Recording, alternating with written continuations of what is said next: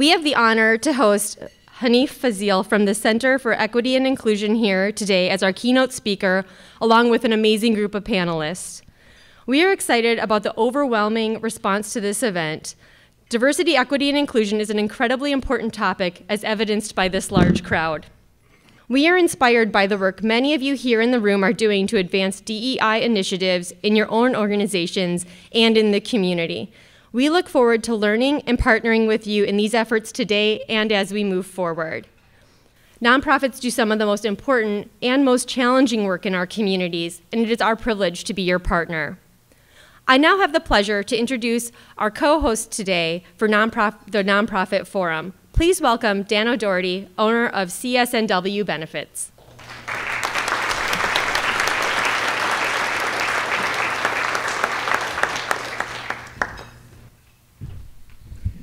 Thank you, Phoebe. Thank you for that introduction. So thank you all for being here and taking time out of your busy day. I know how difficult it can be to get here in the morning, especially with all the traffic. So thank you for coming to this important event, and thank you for Columbia Bank for sponsoring it as well. So our task this morning is to explore the opportunities and challenges of advancing diversity and equity and inclusion in the workplace. This topic is of particular interest to our organization, and is something that we continually strive to improve at with our team. We work to serve a changing workforce that's becoming more and more diverse every day. This workforce demands and deserves a cultural shift in work culture. All of you showed up today because you're willing to take on this challenge, and we're proud to be here to learn about this topic with you today. So, now I'd like to introduce you to today's speaker. He is a leader in the field in the topic of equity, inclusion, and our fellow community member, Portland resident, Hanif Fazil. Hanif is a nationally recognized facilitator, trainer, speaker, and organizational development consultant. He brings over 20 years experience, expertise, and commitment to advancing equity and cultural competency. So please give a warm welcome to Hanif.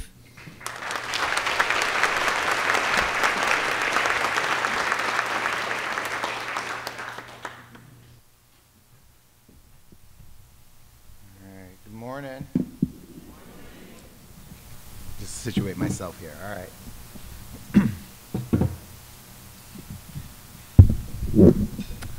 Good to see everyone. Really good to see everyone.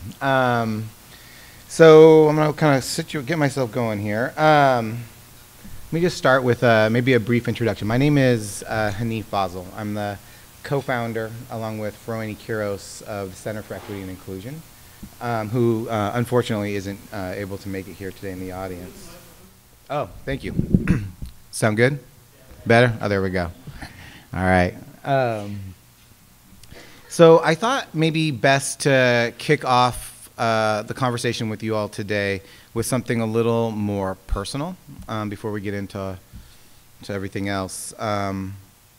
Something that maybe gave you a little glimpse into who I am, and then consequently who the Center for Equity Inclusion is, and more importantly, what really shapes our work at the center. So give you a sense of that, and then we'll dive into the work as we move forward in this conversation.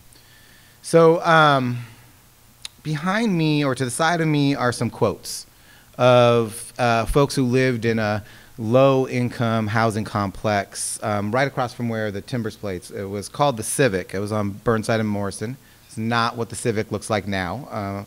And so as you look at this, these are actual quotes, literal quotes from folks who were living in those in that housing complex. It's also the housing complex in which I found myself in when I was 16, and abruptly kind of found myself both parentless and homeless. The experiences I would have in that housing complex would shape my life in an unbelievable amount of ways, including my drive and my passion for this work. You see, when I was in that complex, what I witnessed and what I experienced every day playing out in every direction was just a level of oppression that I had just not been exposed to up until that point. And whether it was the prostitution in the hallways, the homelessness all around me, whether it was a drug dealer across the way. Everywhere I looked, people were just trying to survive. Like, none of us were saying, one of these days I'm going to get out of here. One of these days I'm going to own this apartment. One of these days, there was no one day. There was just that day and what it meant to survive that day. And so it was an interesting experience to be in a space where nobody felt like they had any agency. Like, you had no sense of control of what happens in the space around you, no sense that you have a say in what is happening to you. No sense, in fact, actually a very clear sense, and it was obvious, I think, to anybody who ran in that housing complex, that really we did not matter. We just didn't. I mean, it was as clear as day to me that I just did not matter. Nothing of my experience seemed to indicate that. And so this experience and others, primarily being a person of color living in this city, left a deep impression on me and fueled a almost hyper preoccupation with this concept of space. I wanted to understand, how do we create spaces in which people have in which people aren't just surviving, but they're thriving? I mean, how do we create spaces where people are fully thriving, in which they have what they feel like they have to contribute is being used, and where they feel like who they are in any given space has importance, that they feel centered in one way or the other, that they matter? This was and has been unbelievable preoccupation and almost a life commitment, really a life commitment for me. It has also led me to the spaces where people spend their most of their time, which is in our workspaces. So we founded the center with experiences like this in the background, and belief in the forefront that it would be possible for us to transform the way we work. And as importantly, if not more importantly, who we become individually and collectively when we decide a new way of being with each other in space. And we're excited because it's kind of working. We weren't sure when we started if it would or wouldn't. But we've also excited because I think we're finding one of these rare intersections in which doing the right thing fundamentally can be really good business as well. So I'm looking forward to interacting with you all today about this work. I guess I wanted to start out with just a little bit of the personal, partly because I think the personal is an important element of any or process that's advancing DE&I work, but also because I wanted you to know that the passion that I might be speaking to with you all is coming from a very personal place. I do not think of the work that we're doing at the center as work. I think of it as purpose. And I'm looking forward to talking with you all today about organizations that have kind of jumped in that process as well. Moving this from a process of just a strategic initiative to something that seems to be more core to who they want to be, more core to an identity individually leaders are holding in organizations, as well as organizations themselves. So the mission and the idea of a more transformative approach to DE&I has presented us with an opportunity to work across all kinds of sectors. So whether it's in whole cities or city departments, whether it is in nonprofits or within our for-profit sector, whether it's in education. We've had the real advantage or opportunity, blessing, to be working across systems with individuals, and in particular, well, actually across all sectors, within the sector even, individuals and leaders who are really committed to a more transformative approach to diversity, equity, and inclusion. And so given the number of organizations that I'm working with, there's constant questions that come up, and one of the ones that comes up most is, are there some key learnings that you're taking away? And central to that learning, and almost always in every one of my responses, is a little bit of why we're here today, which is the role of leadership. whether that's at a board level, an executive leadership level, whether that is individually in an organization, people who are kind of our social leaders within organizations, or at any kind of level of the organization, we have come to understand in a very clear way the pivotal role leadership plays in advancing equity, diversity, inclusion.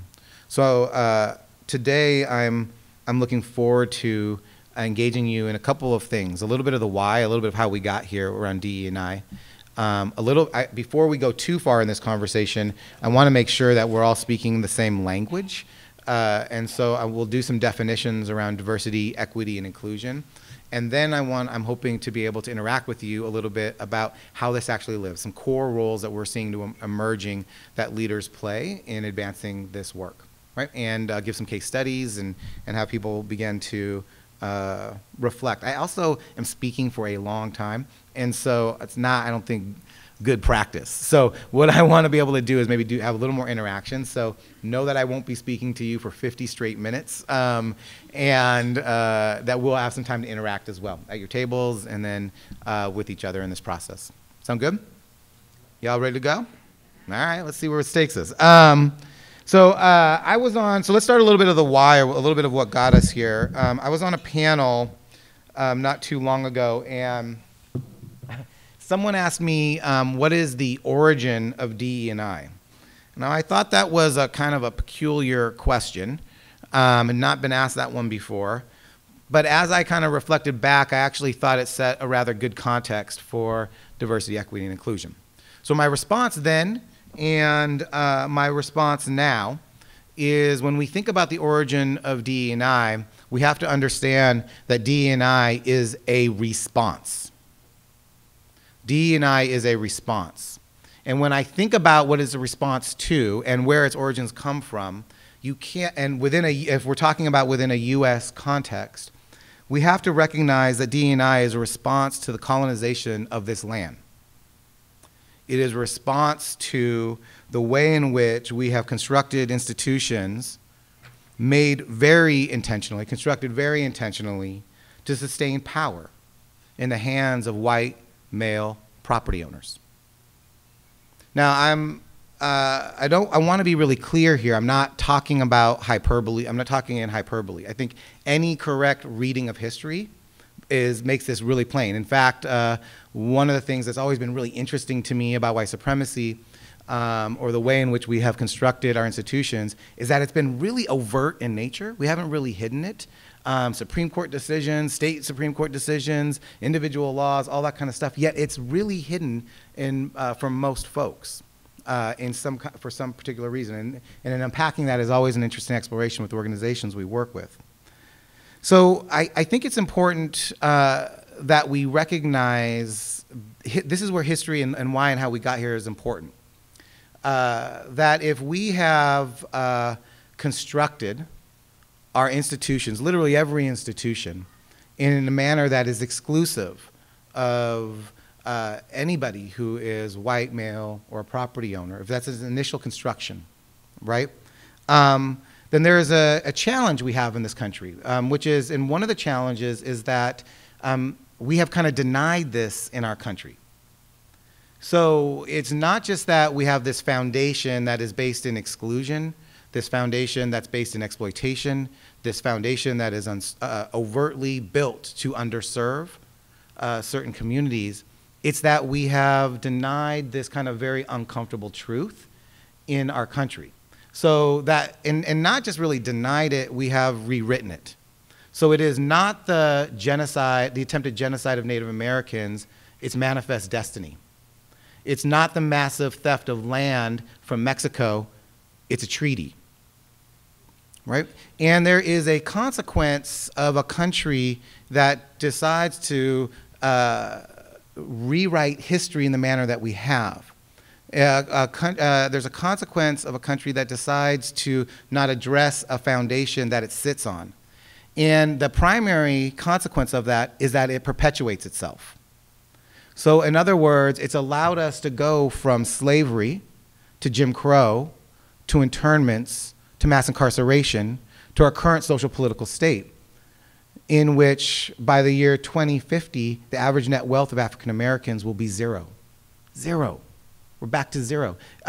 Latinos, 20 years later, where we're doing family separations, where wealth gaps are increasing, where education gaps are increasing, where where we're confused by it, by why is this in this place?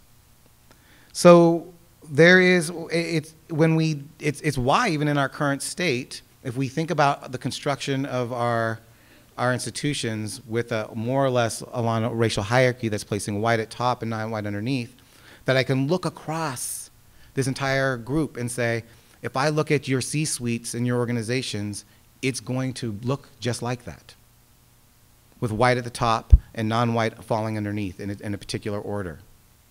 If I look at your nonprofit boards, it's going to look just like that.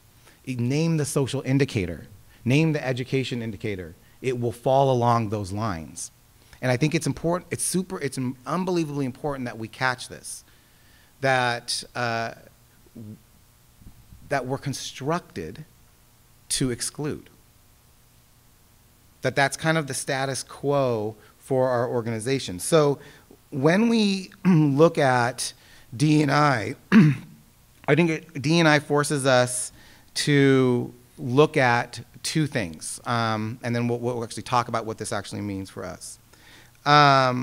One, oftentimes I hear this all the time, that they feel like diversity, equity, inclusion is a trend. And oftentimes I get like, how long do you think this trend is going to be here? How, all of that kind of stuff. And I don't know if that sometimes I'm talking to some white people are like, how long do I have to play this game, right? Or if it's an actual like, hey, do you think this is going to last? I never quite know, right? But what I want to acknowledge is that D&I is not a trend.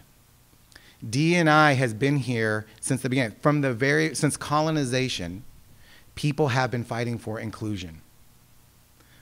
Since colonization, people have been fighting to have a disparate experience between them and white men of property be equalized one way or the other. To have their experience not just seen and heard, but actually included and integrated from the very beginning of time. So I want to acknowledge that this is not a new trend, it's a new manifestation or an evolution of the growth of what has been kind of a resistance to our construction as a country. It also is important for us to recognize, and I think to me, this is why we're here, that part of the impact of our denial of this and its perpetuation around this is that what it means is that the status quo, and this is really important for us to note, the status quo for our organizations is exclusion. Meaning this, we at this point don't have to, in your organizations, don't even have to try at this point. If you just did business as usual, it will happen that there'll be disparate experiences playing along those lines. It is how we have been kind of constructed. And it's an important thing for us to really understand. That left to its own device, we will naturally create disparate experiences in our organizations. In fact, I mean, if you think about this, we're here because we fundamentally don't know how to be inclusive in our organizations. I mean, it's why we're here. We're here, we're here and we don't necessarily even know what inclusion means, right? And so not as a judgment or not as a, you're wrong or bad or we're wrong or bad, any of that kind of stuff, but more of like a state of affairs that this is kind of the ripple effect of the way we've been constructed and the inability of our inability or unwillingness to address it. Is that now we're in a situation where we don't have to try and it just happens. Now we don't really know how to be inclusive and we've built such complex systems around the exclusion that it takes real work. So what D&I is coming in and beginning to think through is saying, okay, if the status quo is exclusion, if the status quo is oppression, if I know without having to look that I can ask, how are women experiencing our organizations? And we know it's going to be disparate to men. If I can just ask, how are people of color experiencing your organizations? And we know it's going to be disparate to white folks. Then D&I is saying then we have to actually be active. It has to actually intervene, right? So we have to force ourselves. We have to actually operationalize a concept around diversity, equity, and inclusion. right? And I think it's important to kind of get that concept. Now, there's a great business case and all that other kind of stuff for why we might do that one way or the other, but I think at the bottom line is that the recognition that D&I is like an I almost view it at times as like an intervention or rewiring or an attempt for organizations to build a new foundation that they're sitting on, a new identity that they're sitting on. And so when we think about equity, diversity, and inclusion, let's dive in here because I'm using this language and I want to make sure that we're all on the same exact page about diversity, equity, and inclusion before we go any further, okay? And then we'll dive into a little bit of, okay, what does this actually mean in real life, right? Like in my own organizations, in my role as a board member or my role as a leader. So really quickly, just at your tables, there's three terms here, diversity, equity, and inclusion. Just turn to someone and two questions. The difference between diversity and inclusion is what? The difference between equity and equality is what? Okay, so really quickly, turn to a partner. If you don't know, just do your best thinking around it. Go for it. Right, that there's always going to be a kind of veering off from the vision. So equity is the active practice of trying to develop. That's I love the example where there's like heads and there's a talk and they're all giving Oh, yeah.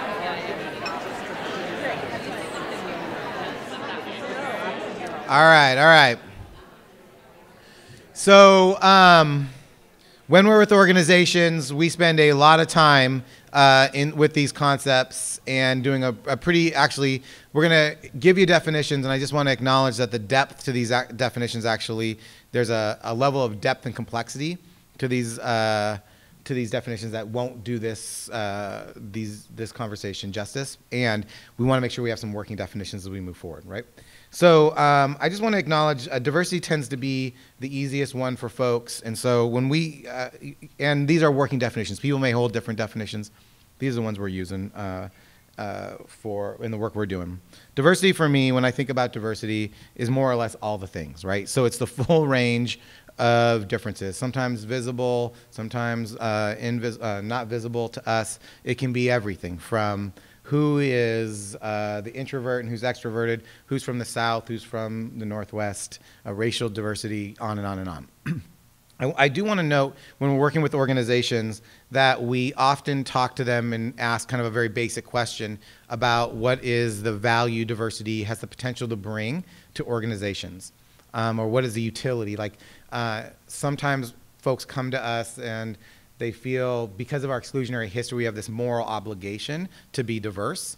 And while I do think we have a moral obligation to be diverse, I also want to acknowledge that diversity actually has utility, right? It actually brings something to a system, or has the potential to bring something to the system. And so whether it is innovation, or whether it is new ways of problem solving, whether it is building bridges into communities that we would not have been able to bridge before, whether it is being able to understand a concept or be able to see something in a way we haven't seen before, and what that allows us to do.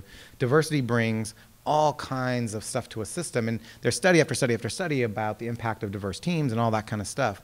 And I just want to acknowledge that we know the value that diversity can bring to our system, and yet we have organized ourselves in a really homogenous way. And so I just want to keep that in the background because I think it's a constant question for us to ask, like, why? If we know the value diversity brings to a system, we actually know it enhances it, why do we organize ourselves in such a homogenous type way? And so just as a background, I also want to note that oftentimes people come and say, hey, can you help us become more diverse? Right? Can you diversify our board or whatever? And we say no. We're oftentimes saying, hey, look, I'll give you some free advice. That's worth a lot of money. Don't worry about diversity.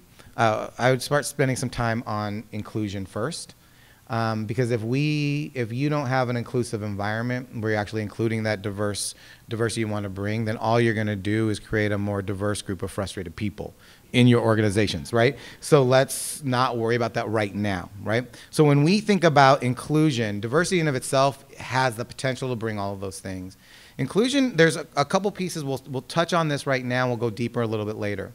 When we think about inclusion, what we're thinking about on one level is an environment that is engaging multiple perspectives, differing ideas, different backgrounds, not just so we have a sense of belonging, but in order to help define organizational policy, practice, and culture, right? So this is not just about having different people at the table. I don't know how many people have been at the mythical table, and you're at that table, you represent a diverse point of view, but you kind of get the sense that that diverse point of view isn't quite welcome at the table, right? And there's kind of a normative way of being. If we're really in an inclusive environment, on one level, what we're talking about is that we are creating a space where multiple perspectives are truly informing how we are operating.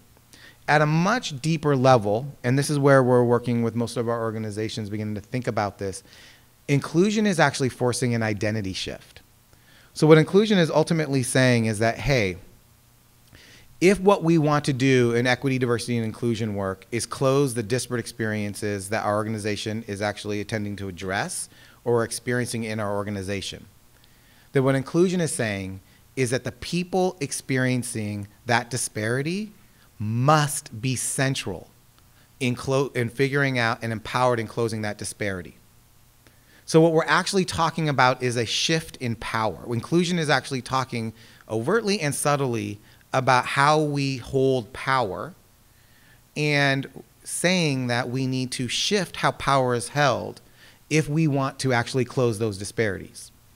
Right? So in other words, very simply, if I look across an education landscape and I see a disparity with pregnant teens graduating high school, who best to help understand how to close that disparity? Pregnant teens, right? Or people who've actually experienced teen pregnancy. But how we have organized ourselves is people who have never experienced teen pregnancy, people who have never experienced pregnancy are going to make a decision about how pregnant teens are going to be making it to and from school, how they're going to survive in that space. We have white nonprofits who've never had people of color over for dinner making decisions about how those communities and how those communities are going to thrive, what those communities need, and how they need to be resourced, without any actual connection or relationship to that. And those nonprofits, us nonprofits, are resourced to do that, right? So inclusion is saying we can't do that anymore. That if what we want to be able to do is close a disparity, then we're going to actually have to believe that the people in those communities know what's best for them, and we've got to resource and position them to close those disparities, right? And equity, ultimately, then, when we think about equity, I just want to name it, it's a shift in thinking for when I'm working with a CEO, for them to be able to ask, like, who's not at the table here who needs to be at the table? And am I actually willing to incorporate new thinking into our decision making? Am I willing to almost even at times restructure how we're making decisions? There's new ways of thinking because we're not traditionally used to holding power that way. And I go back to our initial construction, right? That we are constructed in such an exclusionary way, like beginning to think about how to position non-dominant communities in a place of power and a place of agency is just new ways of thinking. We're not constructed that way. So it's taking organizations time to figure out how do we rewire ourselves to do that, which then, of course, brings us to equity and equality. And I just want to note that these two oftentimes get confused. And just for quick sake, what we want to note is that when we think about equality, what we note is that equality values equal inputs. It says that everybody gets the same, right? And it also makes a very pivotal assumption that we all start from the same place. Now, it's It's synonymous with fair, and I think about this. I have a daughter. Her name's Amina, and we were at the table. Her cousin, her sister Kaya was there, and I gave Kaya something that Amina already had, right? And as soon as I gave it to Kaya, her sister, what did Amina say? That's not fair, right? And I was like, actually, no, we ain't doing this. This is actually fair. Right? Like, oh, we're rewiring, we're going to read. So we have this we take this idea that we hold as children about that if someone gets something, then I got to get something, and that's what's fair, this idea of equality, and we take it into our adulthood. And equity is actually trying to rethink what fairness actually is, right? If equality is focused on equal inputs, equity is focused on equal outcomes. And recognizing that we need different things to get to that same place, right? So equity is always invested in and looking for, where is the disparity? Where is the disparity, and what do people need, or what do individuals need, or what does a system need in order to close that disparity? And recognizing that what one group may need may not be what another group needs if we want to get to that same spot. So I was working with one group, and someone said one time, okay, so let me get this straight. Equity means we have to be unequal to get equal. I was like, yeah, that's one way of thinking about it. That's actually a really good definition of it, right? So anytime we are removing obstacles, anytime we're removing barriers, we're resourcing, anything to kind of close a disparate experience, we've got equity work in play, right? And all inclusion is saying is that, hey, we have to be the one deciding where those resources go, how those communities are experiencing disparity, that we need to be central in how we're operating equitably.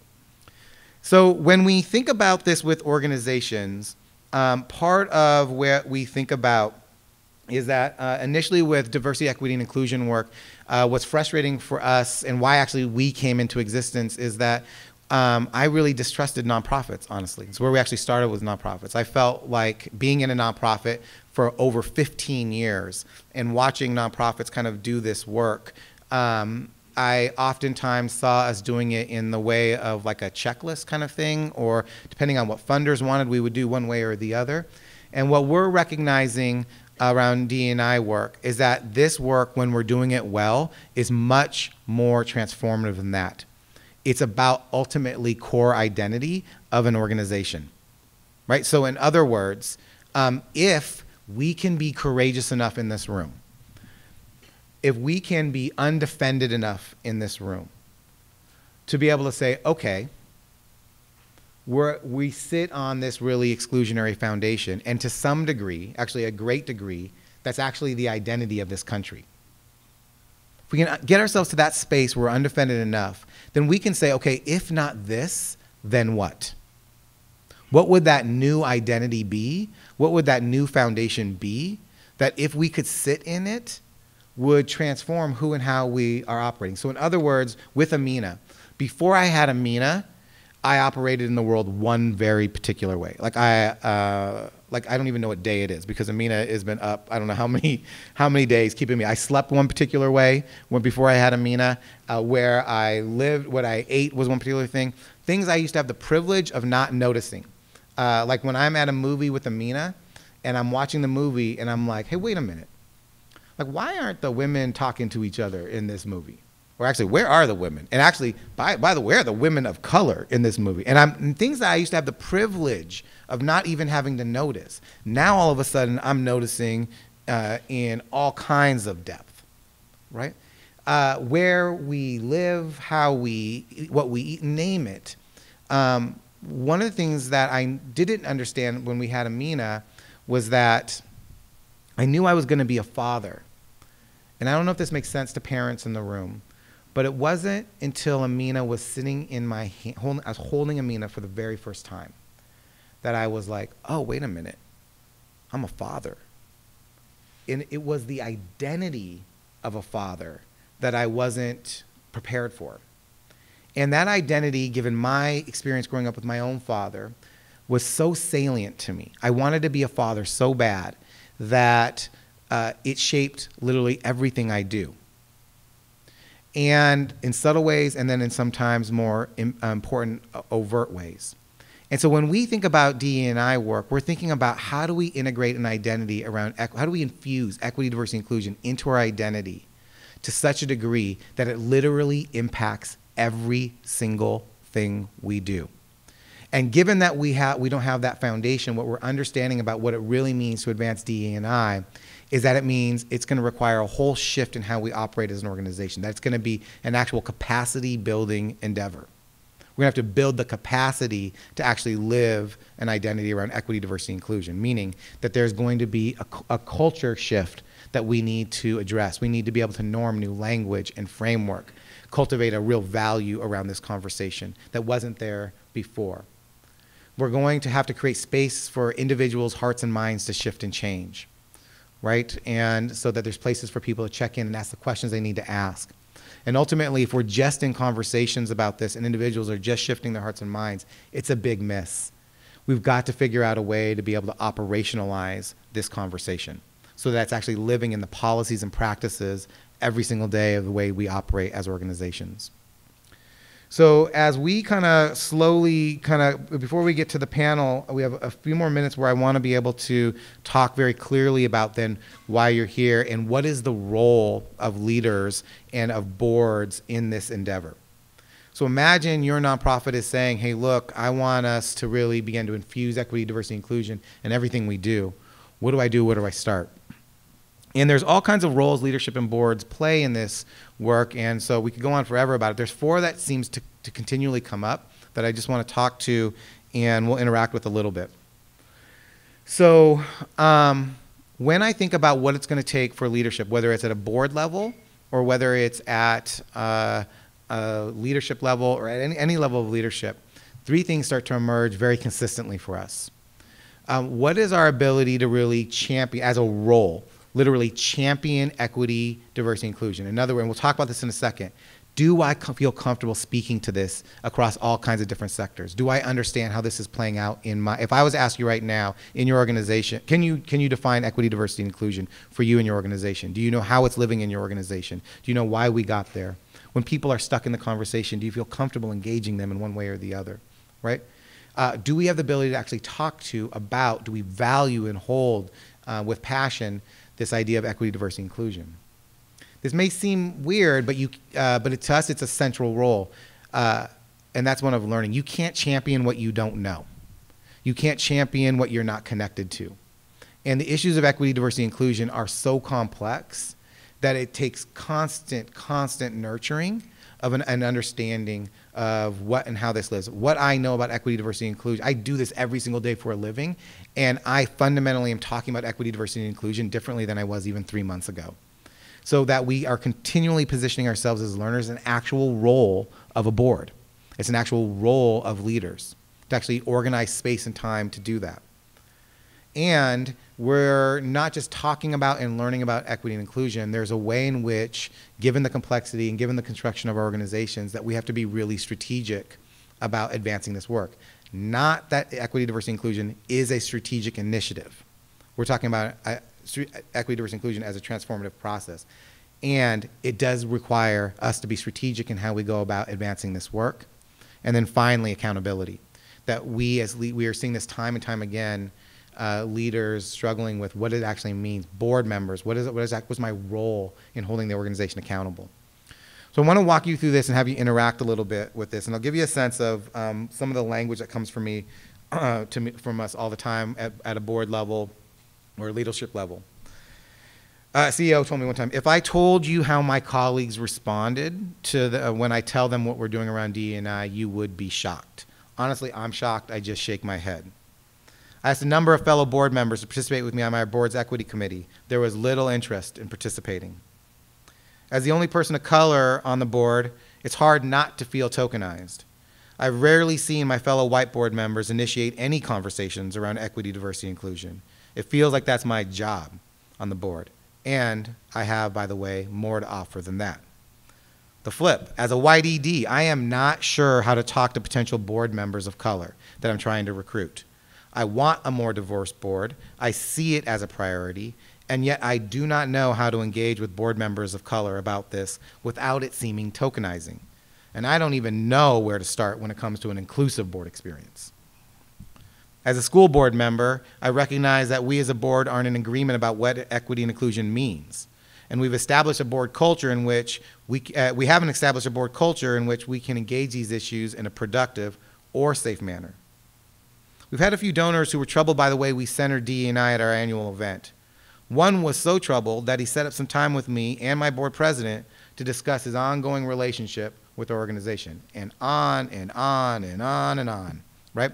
So really quickly, before we go to this, we're going to ask you to turn to your partner and say, okay, where and how does this resonate with you as a champion for equity and inclusion at a board level, right? Where and how does that resonate or does not resonate with you? And when you think about this, how core of a value is this to you personally as a board member? How much of a core value is it to you as a board? Like core value, like a lived value, not like a stated on a wall, but like we feel it, experience it, right? Do we have a clear definition of what equity, diversity, and inclusion mean? Can I speak to how we get here, what we're trying to address? Do I know what the disparities are and how we're going about trying to address them? Can I speak to how equity inclusion is living in our organizations?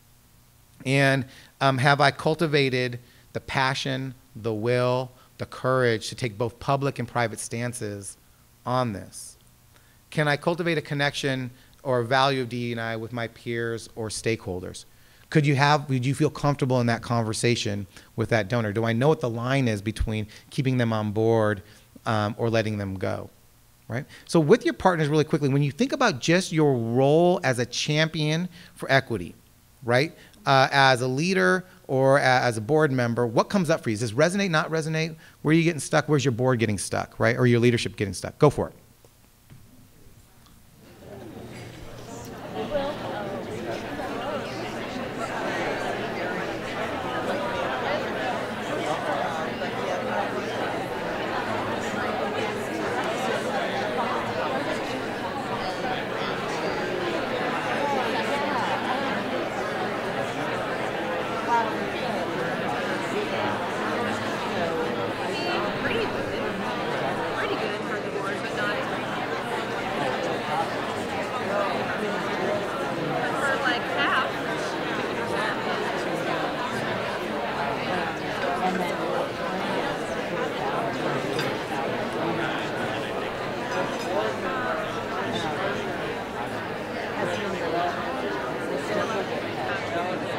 So this is what I love about equity, diversity, inclusion. People come into it oftentimes with a lot of trepidation and a lot of worry. And what we find is that when we're engaging organizations, that it's like this. It's hard to get the conversation. People are engaged, like looking for, how does this work for me? And I just want to note that, like 4 times to get y'all quiet. This is great. This means we're engaged in the conversation.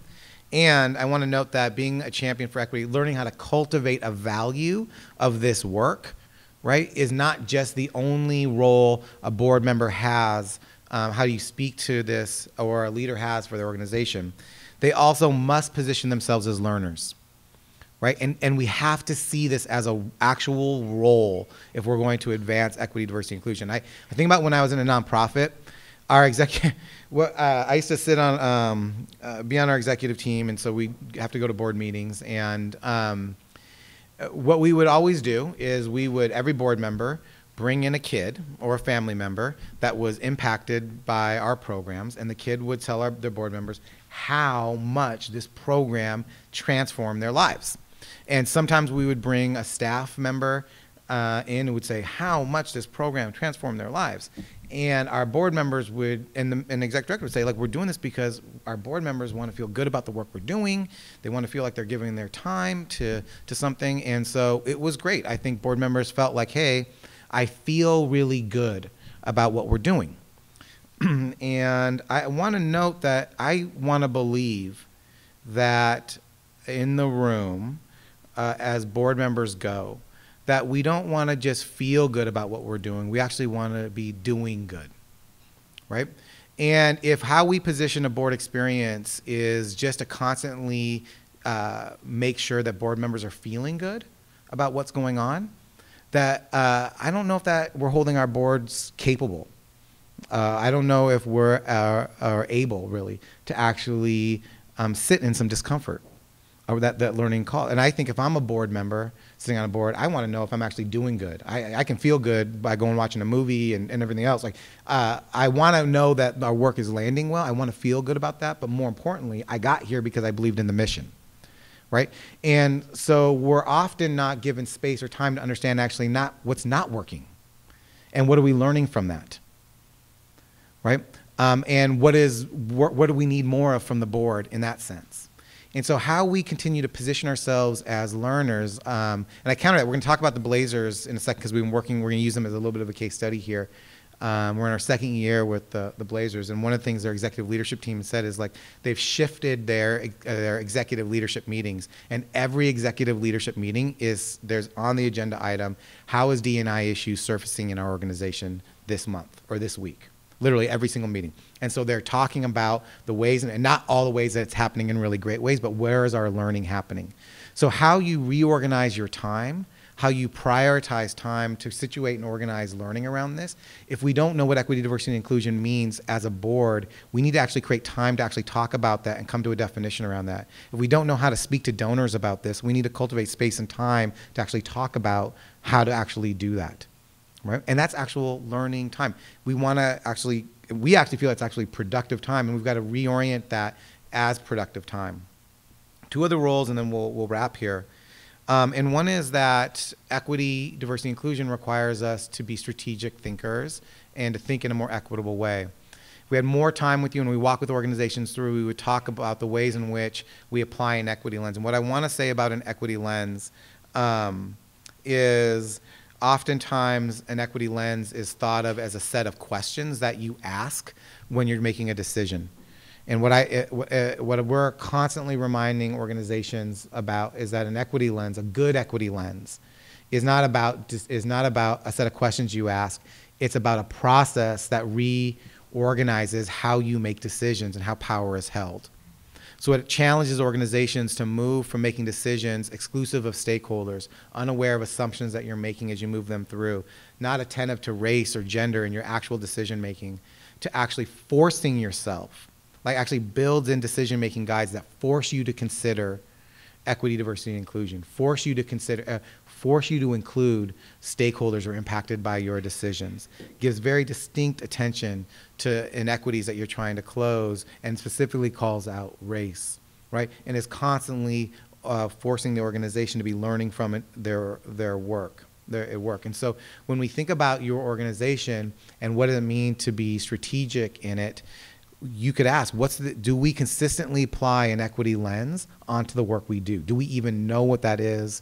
Do we have it just sits in a file cabinet somewhere? Do you hear this? Oh, let's bring out the equity lens to make this decision.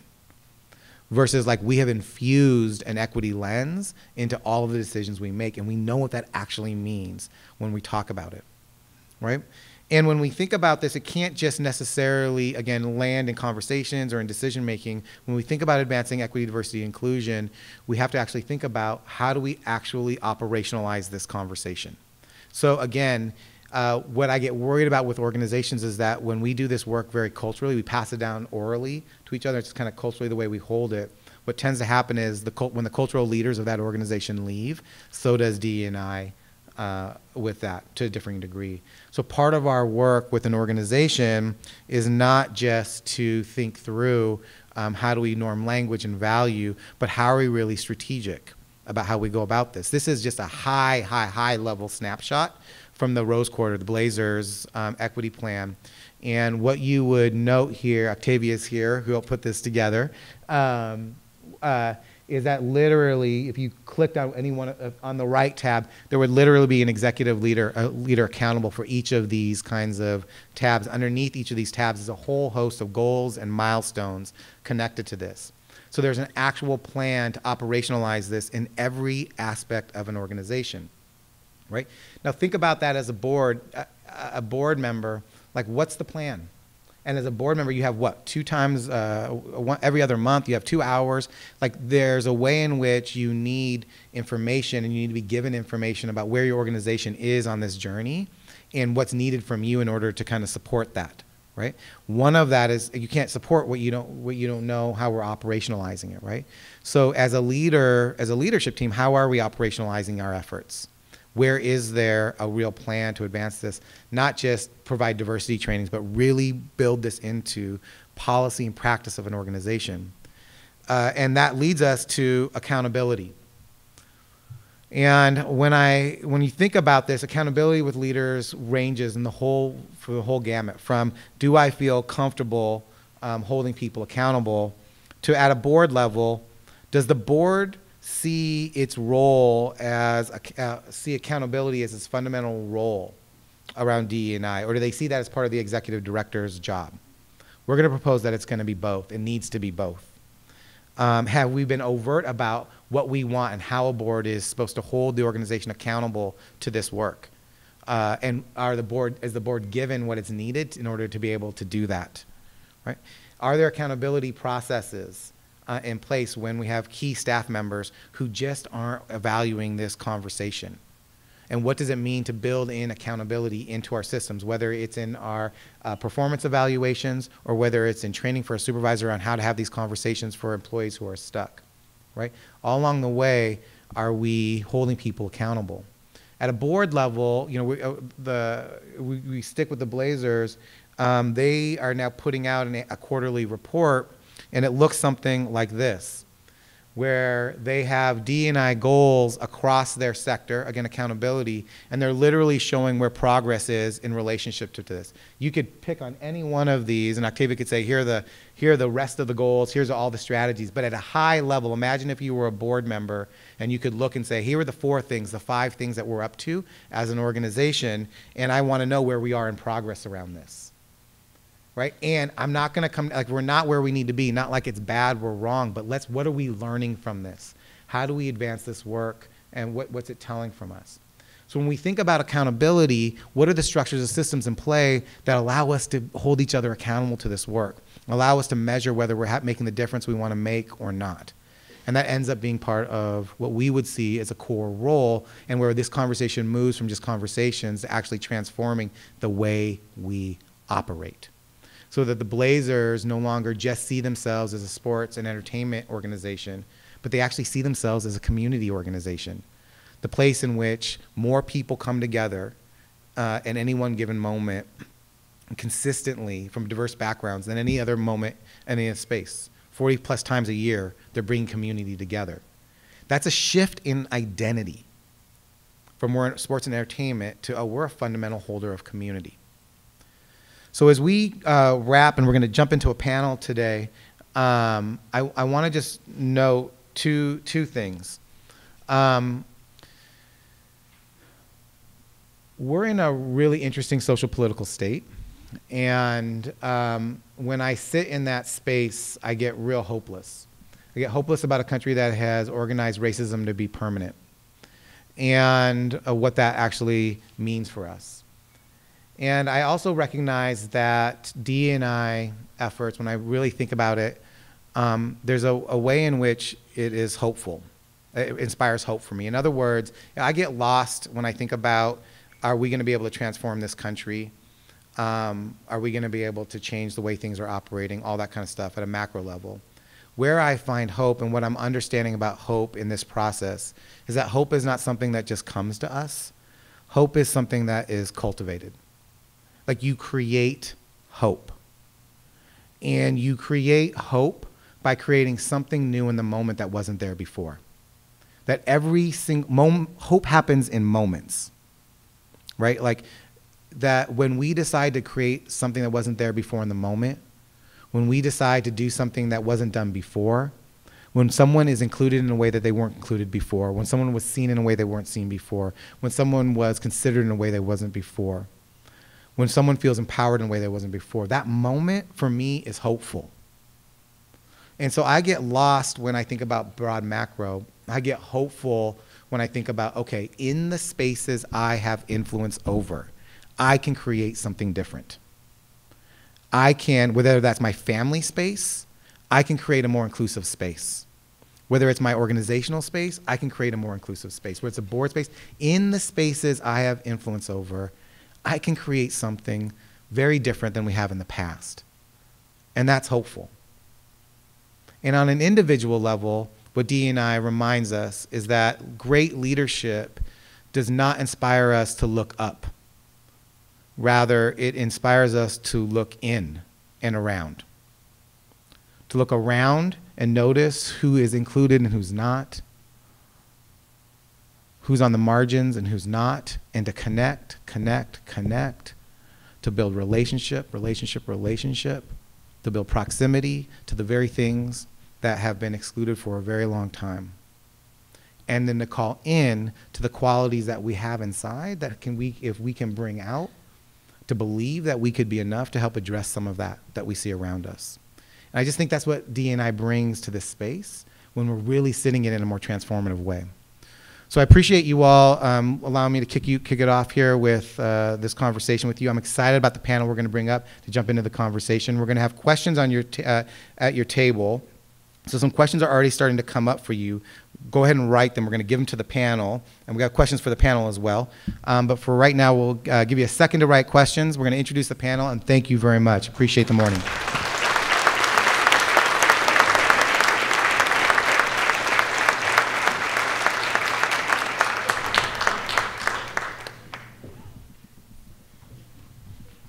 Thank you so much. As you're writing your questions, I'll introduce the panel, but thank you again, Hanifa. I feel very overwhelmed and energized, but I do feel empowered to cultivate hope today, so thank you. I have the privilege today of introducing our inspiring panelists, which will be joining us on stage here momentarily. First up is Eddie Sherman. As a member of the Navajo and Omaha Nations, a nationally recognized fundraiser, strategist, nonprofit leader, and entrepreneur, Eddie Sherman has committed his efforts to social justice, serving underserved communities, and improving the quality of life for Native Americans and communities of color. Before becoming a principal at Hilltop Public Solutions, Eddie founded Against the Current Consulting and held key leadership positions with the Oregon Native American Chamber, Our Native American Business and Entrepreneurial Network, and the Native Indian Child Welfare Association. He brings invaluable experience and relationships to Hilltop's campaign, issue advocacy, and communications practices, and leads the firm's continued efforts to help important Oregon constituencies organize and maximize their influence on politics and policy. Welcome, Eddie Sherman.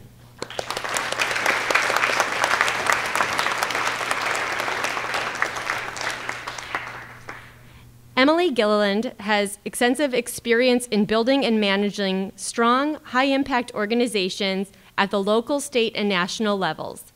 As president and CEO of Campfire Columbia, Emily leads a team of 200 staff engaging over 3,000 young people in the community. Campfire has focused on diversity, equity, and inclusion since its start in 1910, and this summer marks the 95th summer at Camp Nominee, where kids connect with each other and Oregon's incredible outdoors.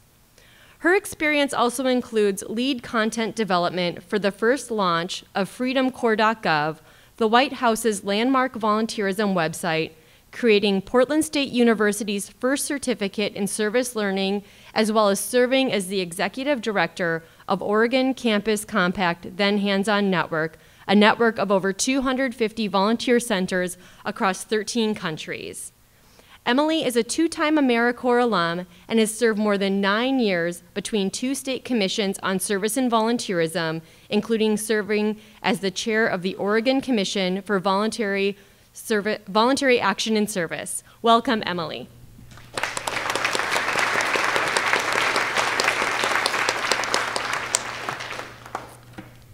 Ifanyi Bell is the executive producer at Open Signal Labs, a new content studio and social impact incubator that gathers professional creatives, Open Signal producers, and community members to tell stories of social and cultural relevance. He spent the bulk of his career as producer for various NPR and PBS stations and crafted Emmy-nominated stories in education, arts, and science. Before joining Open Signal and after launching Brushfire Creative Partners, a creative agency rooted in cultural and social sustainability, he served as the director of editorial video content for Narratively, a nonfiction storytelling platform based in New York City. Welcome, Ifanyi.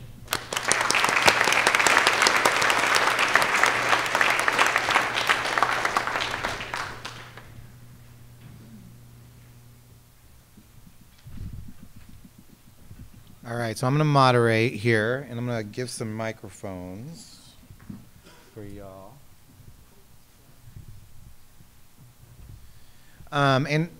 Just real quick, if the questions, if people have written questions, where are they putting them? I just didn't, or where do they hand them? Right, okay, you got them. Okay, great, thank you. So if you have questions for the panel, we'll definitely put them out there. Why don't we do this? Here we go. Maybe just maybe just a little bit of an introduction of yourselves. A little bit. One of the things I've noticed with folks who are really leading this charge is that it's personal for them. There's a kind of a personal why around this work for them. So either what's kind of coming up for you as you kind of think about this morning, or kind of your own why around this, but giving a sense of who you are, a little bit of why you're here. Yeah. Good morning, everyone. My name is Eddie Sherman. And so in the Navajo tradition, we also represent our clans. And so my maternal clan, which I'm born for, is called Tachini, which is the Red Streak Running into Water clan. And my maternal grandfather is Bitatni, which is the Folded Arms people. And on my father's side, I'm Omaha, and I'm Tapa, which is the Deer Clan people. And so I grew up on the Navajo reservation in a small town called Kayenta in Arizona, and I have been very fortunate in the opportunities that have been given to me over the years as a Navajo man growing up in America. I've had the opportunity to be the first person in my family to graduate from college, and afforded plentiful opportunities, and just the faith of other people seeing a lot of potential in me. And I carry that investment with me. I really believe I've been very fortunate and lucky in a lot of respects. I grew up with a lot of kids that were just as smart and just had enough potential as I did, but unfortunately we're not able to escape the generational poverty that I know too well in our reservation. This work comes to me really around my core values. We call them the 4 R's in our household. The responsibility we have to our community, to our family, and the responsibility as human beings. We also have relationships, our relationships with our community, our relationships to our environment, our relationships to the earth. And then reciprocity, the give and take, and obviously the ability to compromise and see things different ways, and the redistribution, thinking in abundance, and really understanding that there's more than enough to go around, and that we should all be vested in this together, and not not necessarily looking at this from a detrimental factor. So the why for me in this work is really geared around those 4 R's, but it's also geared in the idea that I believe our communities should demand dignity and respect and the resources that they need to realize their full potential. I firmly believe that when we've advocated and demanded that accountability, we've seen some great gains in helping our community, our families, our youth, our elders continue to take that step forward in improving their quality of life, and also really just getting to a better place where our community can be a little more active and demand more from their elected officials, the governments that represent them, and continue to carry that forward and creating a healthier path for our future generations. My name is Emily Gilliland, and I grew up in a bucolic small town in the middle of the country. And I have also lived in Baltimore, Maryland, and in Portland, Oregon. Growing up in a small town, I think one of the gifts of that sort of lifestyle is getting to know everyone in that community. I went to school with the same group of kids from kindergarten through high school. Many of us went to the same college. Moving then to Maryland was quite a culture shock to be in a very big city. But I took that mindset of the importance of relationship and deep relationship over time with me. And that has afforded me such perspective and hopefulness and a sense of possibility for this world. in my previous job working globally, could take that mindset globally and again learn from other folks about their lives. And adding that all up, I think that part of this work around diversity, equity, and inclusion is that power that that can come from us all living our best lives, bringing all of our identities to the table, sharing that boldly and generously, just brings such opportunity. And so I had written down in my notes for today this idea of moving from surviving to thriving, which is where Hanif started. And I think that's the power of this work, is moving from surviving to thriving. There is such abundance, so many resources, and so many problems. Today's social political environment brings that disparity and potentially a lack of hope, I think, to many of us. And so coming up from a small town to larger communities and even thinking globally through travels and work, I'm excited to be in a role now where I can think about that in this community. And when we really have inclusion within organizations and companies, we can strengthen our communities and tackle these vexing problems that we see. Good morning. I think it's still morning. My name is Ifanyi, and I'm the executive producer at Open Signal Labs. And what that means is that I'm in the business of telling stories or helping to facilitate the telling of stories. I've been a storyteller all my life. Since I was a child, I grew up here in Portland. I developed my own story about what it means to grow up here, what it means to live in this environment. And I've traveled all over the world. I've seen and heard and experienced other people's stories. And stories are an incredibly important element of the work that we're all, I assume, hoping to do in our everyday lives.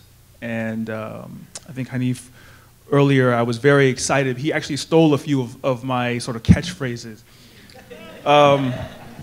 Well, I wouldn't say catchphrases, but I always sort of start these conversations with saying that we are all living now in very interesting times. And I say interesting because there is a tremendous amount of opportunity to have an impact on what happens to all of us in the immediate future. And I think that's very exciting for me from a storytelling point of view. But he also started to talk about power and history. And those two things are incredibly important in these conversations. And I'm very happy that that's sort of the tone and tenor that this conversation has taken thus far. And all of that revolves around storytelling.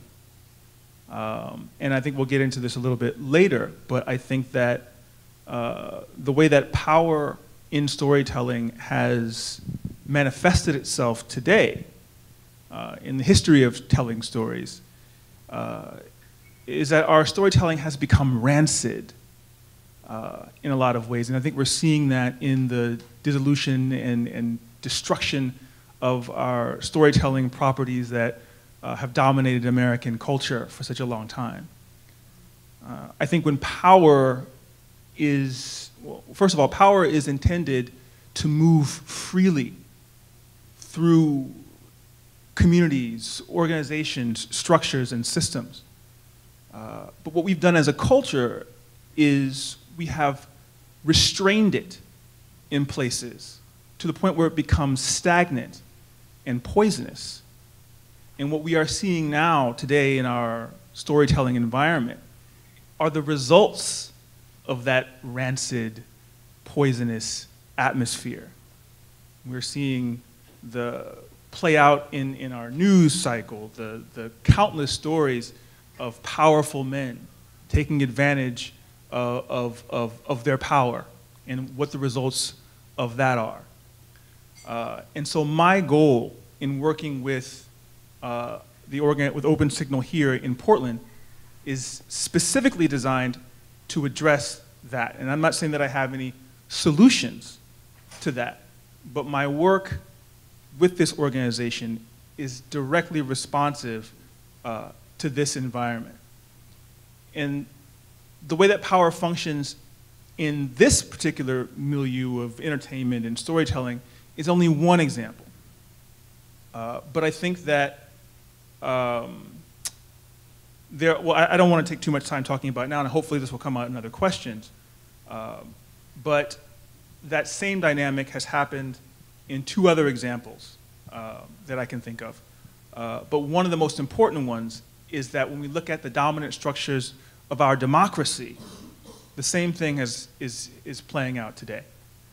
And it all revolves around how and who tell stories. What, how, and who is telling those stories. So in a nutshell, that's sort of the work that I'm doing. Well, actually, can we hold? Can I ask follow up on this real quick? Yeah. I guess we're on the panel. Because that's what we're supposed to do, right? Because there's a question from the audience that actually sits with this. So the question is, how do we increase conversations? And when I hear conversations, I'm almost hearing it as stories, because right. So we put them almost in the same breath, surrounding equity and inclusion when there's a trained etiquette to not discuss difference. Right, so when you think about stories and how we're telling stories and who stories get told, I think part of what I'm hearing is that there are some stories that aren't supposed to be surfaced, or there's not space to surface them, or we're not supposed to talk about certain stories or certain people's stories. What do you think your response to that would be? What? I think that, and this may not be the exact answer to that question, but I think the way power functions is that it's like water. Like water is incredibly powerful. Water in rivers, water in oceans. Over time, no matter what, like you know, I remember being a kid at the beach, and kids for some reason, I don't know why they try to do this, but they build these structures, and they expect that they build these structures like right next to the surf, that somehow they're going to withstand the power of water. And I used to dig huge trenches, and my brother and I used to build castles, and then we think, all right, this is going to stop this vast ocean. And we're 8, 9 years old, but that's our goal. We spend all day doing that. But eventually, obviously, in this case, the water is going to subsume these structures. And I think through some means, and then you can do the same thing with the Hoover Dam or the Grand Canyon. Water eventually gets its way. It's just gonna happen eventually over geological time or whatever. And so what I saw happen with stories, particularly the stories of black men in America, I think those stories that weren't really being told or weren't being told accurately began to creep out. And they began to creep out through technology, right? So in 2014, when we started to see black men being killed by the hands of police, literally seeing them on cell phones, it didn't tell a news story. Nothing about that was new, but we were able to see it. And so that is a function of power, in a way. And it comes in ways that you don't expect. Like when the water sort of wears away a dam slowly, it comes from places you don't expect. Like some engineers might know, but if a dam is left on its own without maintenance, eventually it's going to fall over. And that's water functioning as power within a system, eventually eroding the structures that we try to use to contain it. And so when we look at how those stories were being told, it came from a place that I least expected it. And when that happened, it said to me that there's something that I needed to do. And I'm not sure if that's quite the answer to the question, but eventually those stories will come out. Eventually that power circulates in a way that shows itself in a way that I don't think that we expect. That's great. And let's add on, maybe for either one of you two, when you add to that, it just reminded me, I was just in a board training on Saturday, and we were looking at the agreement, kind of their working agreements, and one of them was assume best intent. And it just came out that a couple of the board members really did not like that agreement, and so this whole conversation came up, and they had realized that they hadn't really developed the etiquette. There was I love this question around the etiquette, like what do we talk about, when do we talk about those things? So for either one of you, if you want to add on to that, when there seems to be an etiquette at a board level about how these conversations go or how they show up, what we're allowed to say, what we're not allowed to say, at board levels or even at leadership levels. How do you address that? To have more, I mean, this D&I is asking for more personal conversations, things about how power is, I mean, a million different things, right? Cultivating that space means what? How do you do that? What thoughts, reflections? So I come to this conversation today really from a board perspective, and having been very fortunate to serve on a few different boards, but I would probably say the most challenging experience I've had was being in that space where there was an unspoken etiquette or unspoken sort of code around like, oh, we don't talk about those things, or those, how do we know we're not doing that? And there was, and it was good 3.5 years where I was like being very respectful, cultural values, I'm a very soft-spoken person to begin with, but I was just continually checking them and reminding them, oh, we should have a conversation around that, or how do we look at this in this lens, and why don't we have these other folks at the table so they can share their experiences, and oh, I shouldn't be the only person of color in a diversity workshop talking about the communities that we want to reach out to, and just continually reminding them and being in a very uncomfortable space, and really trying to combat the tokenism that I think was just inherent of me being there. And so, essentially like that patience, that resolve of trying to see this through kind of got to a tipping point where I was no longer going to be complicit in what they were trying to do and remaining the sort of status quo of like having an all-white board. Not going to do that with you anymore. We tried our best efforts, and really pushing back and being, I think what Hanif was going through his presentation about strategically thinking, and some of the questions we were sent early on around being bold, and sometimes those collide. And you need to be bold, and you need to really figure out from a multitude of different perspectives of how do we push this conversation over the edge, because no one seems to be wanting to have it. People keep dodging the idea that there are not enough diverse perspectives in this conversation to begin with, and how do you create that space? And it really comes back down to the idea of that inclusionary philosophy, the value, the attitude. And so I mean, for me, it was really personal. It was really hard to be in that space, and to be in that space for so long, and trying to push every angle that I thought without making people feel uncomfortable. And it got to that point where you just need to sit down and make people feel uncomfortable and start calling them on what you see wrong with that conversation, that dynamic, and the power structures that exist. Bring kids to the conversation. And I say that because we at Campfire Columbia work with young people, kindergarten through high school, and there is a point at which, maybe in all of our experiences, we can point to a time when we were told that there's etiquette, or we were told that we couldn't be something, or we had to fit into a certain mold. I have the opportunity to talk to young kids before that happens to them, and in a lot of cases, you know, their perspective of what they see in the world, what they hope for the world, I always find great inspiration in that. I had a really tough conversation last school year with a parent around gender identity, because we talk with kids about pronouns and all the ways that they show up in the world, and we talk about identity. And this parent said to me that we let kids express themselves, and that's dangerous. So when we think about how we've been programmed through our lives to this place where we don't feel like we can have conversations with one another, let's rewind to a time when we weren't that way. And so I'm very serious about that. Talk to kids. Ask them what they see, because they see everything. You know, high schoolers are facing friends or themselves challenged with identity and confidence, and they're thinking about self-harm and worse. Kids are very tuned into what's happening in the world, and so I think we can learn a lot from them. I would also say that we've got to have the conversations. Part of that, I think, is building from a foundation of trust and deep relationship with one another. So if you're at a board level and you're just showing up for the snacks and you go through the consent agenda and you say yay or nay or wherever you are in that, and you're not offering yourself and your questions and your authentic participation and meeting one another and finding out what motivates the folks who are sitting next to you or sitting across from you, like that's where to start, because those conversations come easier when you're coming from a place of trust. And so as we face conversations, I was just with our management team in the organization earlier this week, and talking about one team in particular at Campfire who doesn't feel like they can push back.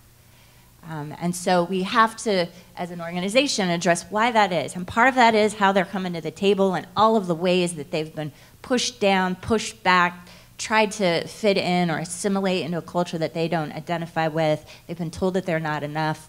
And so that takes time. That's not going to just be, hey, let's talk about diversity, equity, and inclusion. Everybody's going to be like, yay. Because folks have been struggling with that, especially if you're a person of color, for your entire life.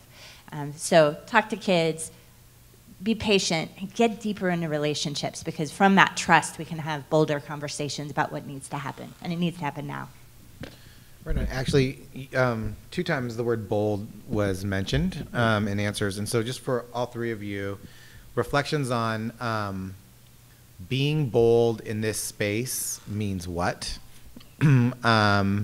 and how do you balance being bold and being strategic? Is there a balance around this that needs to be kind of struck, and is there something that kind of you use to think through, like, when am I not being strategic, I'm just kind of prioritizing comfort here, and I'm just being really incremental? Or when is it like, no, we need to be incremental in this moment, and when do I just need to be bold, right? And so bold in this space means what? All of that, how does that play out for you all versus strategic? And when you think about advancing this work.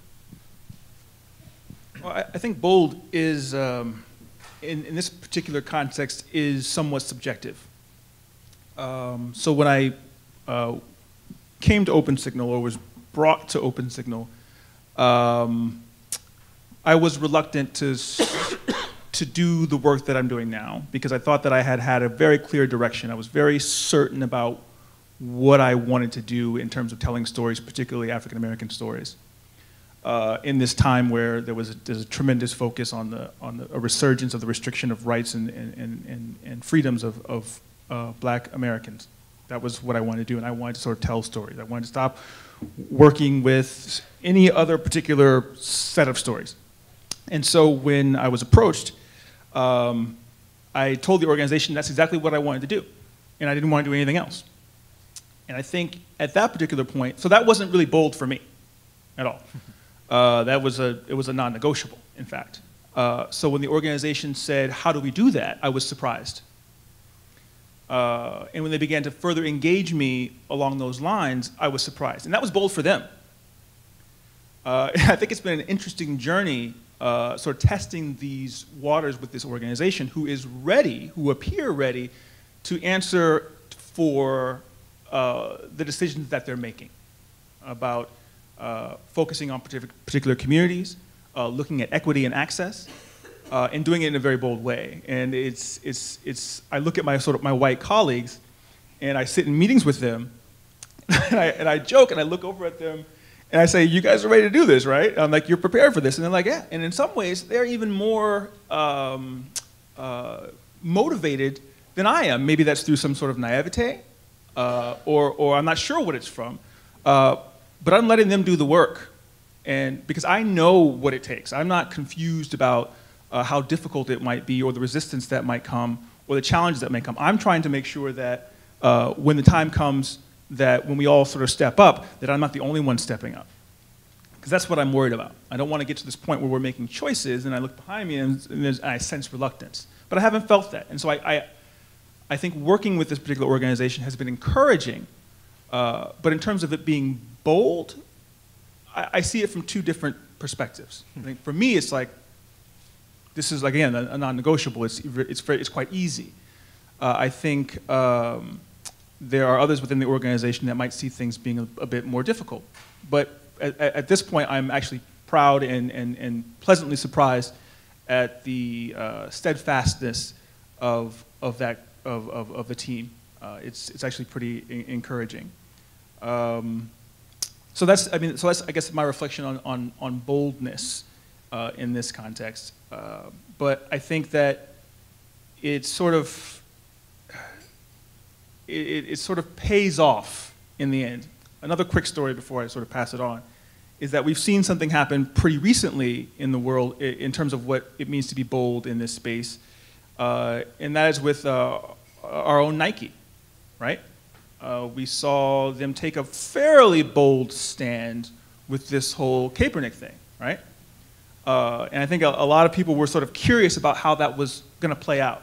And I met with Colin some years ago when he told me that this was happening. We talked about it. He came into the airport I was like, "What are you doing here?" He's like, "Well, I'm doing this thing with Nike, and this was last year." And I'm like, "They're really going to do that?" And he's like, "Yeah." And I'm like, "Really?" He's like, "Yeah." And I didn't believe him. I was like, "Well, we'll see what happens." And then, and the funny thing is, when I saw all the sort of hoopla sort of start to drum up again, I was like, "That's it."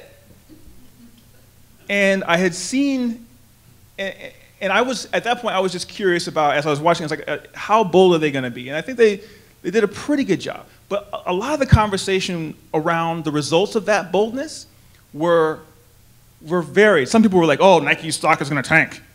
Oh, this is it for Nike. I'm going to burn my shoes." But I wasn't confused. Like, I knew what the results of that were going to be. And in fact, a lot of my work previous to that moment were about working with companies to try to get them to attach themselves to very important, critical social issues. And that process is valuable, both monetarily and emotionally and morally. And that there's a value to associating, and the funny thing is, I started learning about sustainability, maybe around 2013. A friend of mine was in business school, and this whole thing about CSR was starting to show up, and I was like, "Well, what does all that mean?" I think there was a very quick, something happened that was very interesting about sustainability very early on, and that is it became very quickly attached to concerns about the environment, right? About carbon offsets and saving trees and conserving water. Like, that became what sustainability meant to a lot of people. And that was wrong. That was an inappropriate association. Sustainability was not just about ecological concerns about our environment. It's about how we live totally as a community. And it became interesting that very quickly that space was subsumed into issues of a planetary concern, of environment and nature. But at that point, my first thought was, how do we associate sustainability with issues of culture? And I started talking about the terms of what cultural capital means and how that functions in an economic environment. But I think being bold in that space, I think it's helpful for organizations and for boards to start thinking about sustainability not just in social terms, because I do think that it does pay economically to be equitable and just and diverse. Those things do have monetary impacts that will impact your bottom line. How you engage in that, I think, requires you to be honest and earnest and forthright.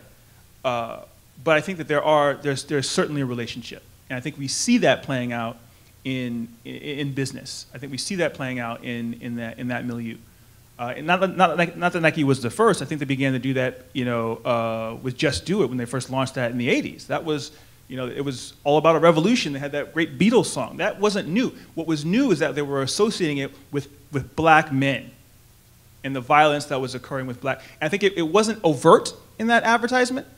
And I think that Nike could have been much bolder in that space, but I think that it's a starting point. And I'm paying attention very closely to see what other companies do in that space, not just in nonprofit. Well, nonprofit as a whole is a different space, but it's related. But I'm paying very close attention to how those stories are told in that environment.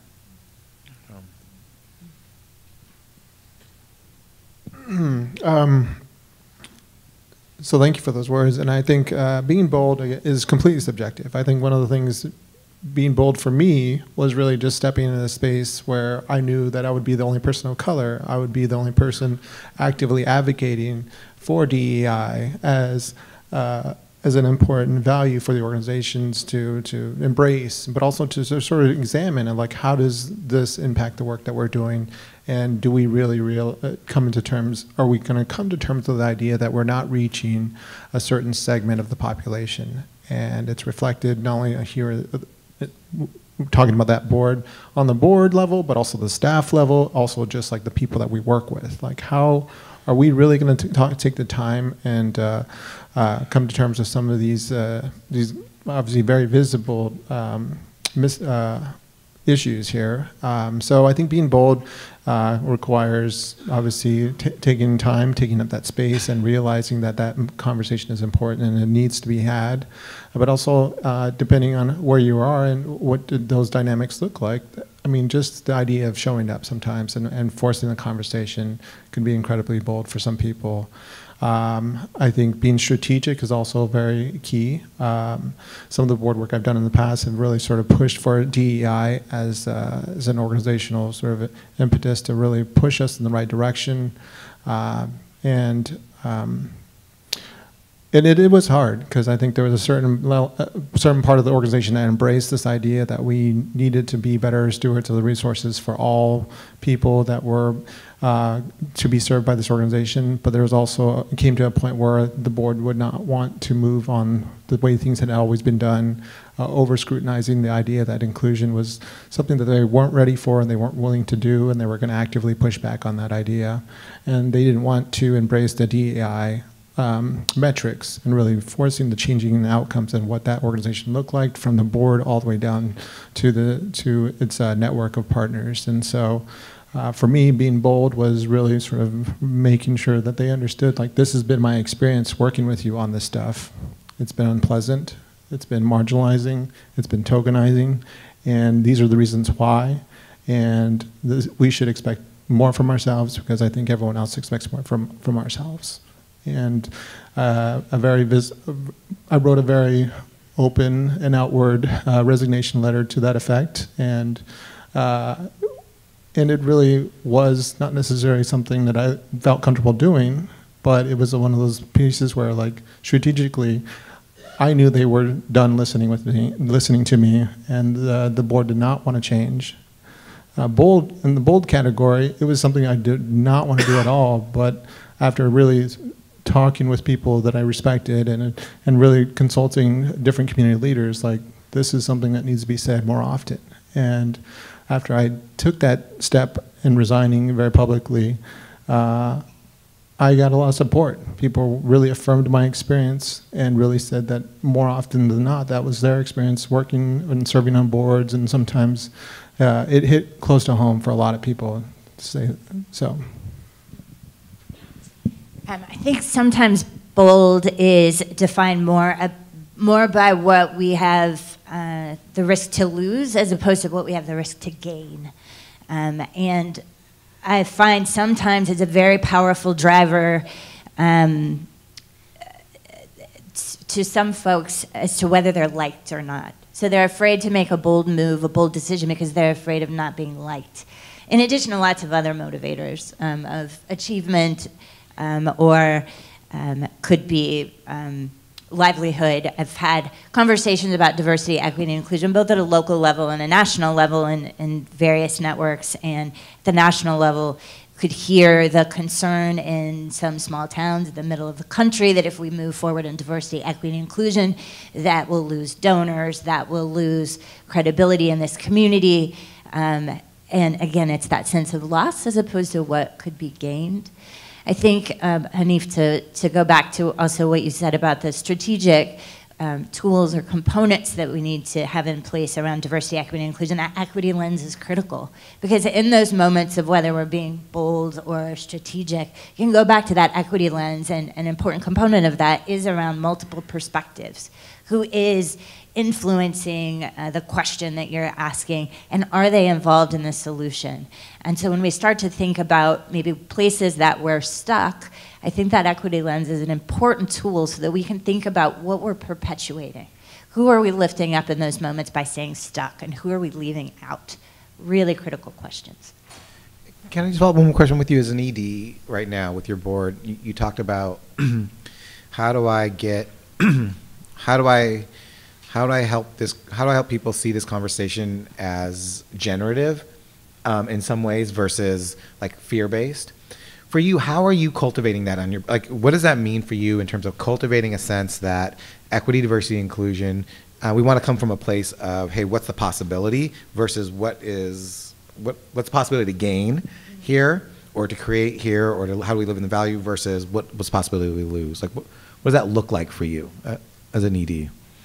Board is in the room here right now. Yeah, so the real test is, yeah, we'll see. I think, in the work at Campfire, I feel incredibly lucky because the resistance, if any, is not at the theoretical level of why we should do that. I think everyone gets the why. When something gets to the how, that's where it gets tricky because we want to do it right. Like that's sort of white-centered culture of wanting to be achievers and do things right. So there's work there. And then I think, as we've worked with constituents around diversity, equity, and inclusion and transformed some of our traditions, as an example, as an organization that was started in 1910, it has evolved significantly over that century. And that when things start to get personal and they feel a sense of loss, and I would say this is more with maybe our alumni than it is around the board, that's where the emotion and hard conversation has been happening. But at a board level, again, I think we feel really lucky that everybody is on board. It's just a matter of the how. So we have a interesting question, bunch of interesting questions from the audience. This is interesting. How can white board members support people of color on the board and DE&I initiatives? And any kind of advice for managing that culture shift? And so if we were both to think about it from that direct question around what's the role of white board members in support of members of color, and in general, what's the work of white people in this work? Oftentimes I'm in conversations where white people are like, well, I'm not sure what I'm supposed to do here. Like, if I take up too much space, then here's another white person taking up space. If I don't take enough space, then white people are not involved. Like, what am I supposed to do, right? So at a board level, what's the role of board members in doing that in support of people of color, or do they have one? And in general, what's the role of white people in this work on equity and inclusion? From your perspective. From my perspective, yeah.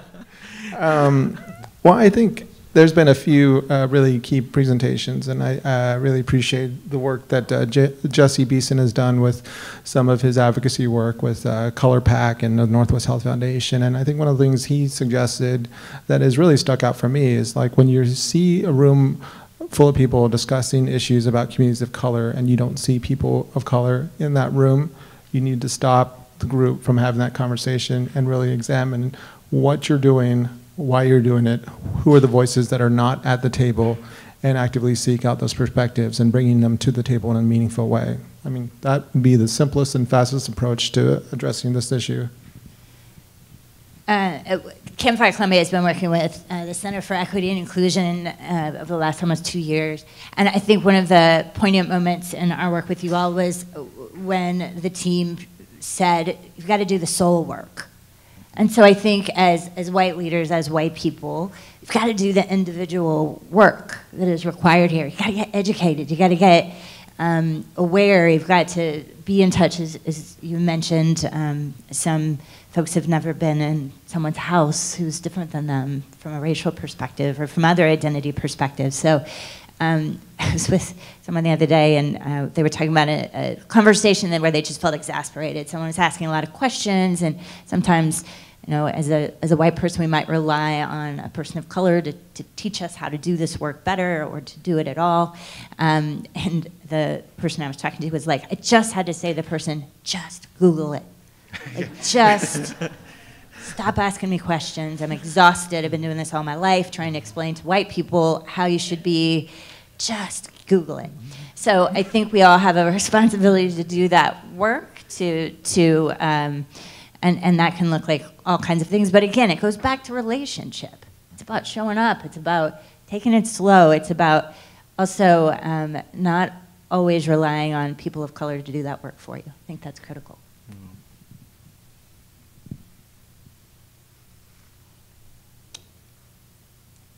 I had an interesting conversation with DeRay McKesson. He's sort of a civil rights activist. He was here in Portland and giving a talk with Literary Arts.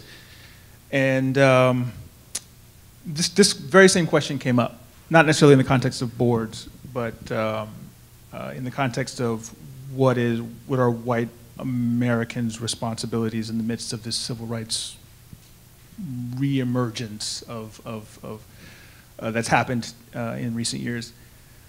And I said to him, I think it requires a certain loss, a certain willingness to step away and to not do things for the sake of others who can step up and do things. Or because I believe that participation is part of our evolution.